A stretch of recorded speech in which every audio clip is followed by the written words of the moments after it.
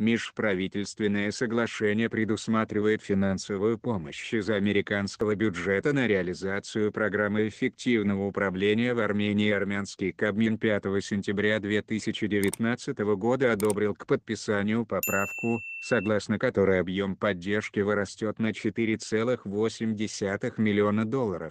Передает Арминфо. Первичное армяно-американское соглашение предусматривало финансовое содействие республике в объеме $37 миллионов.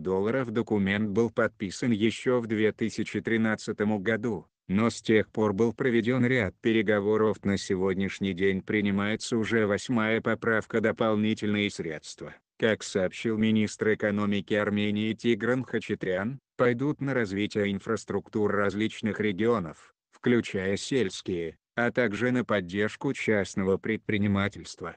Какая конкретно область получит поддержку, выберут специалисты Американского агентства по международному развитию. Они же проведут тендеры, по итогам которых определят все подрядчики программы.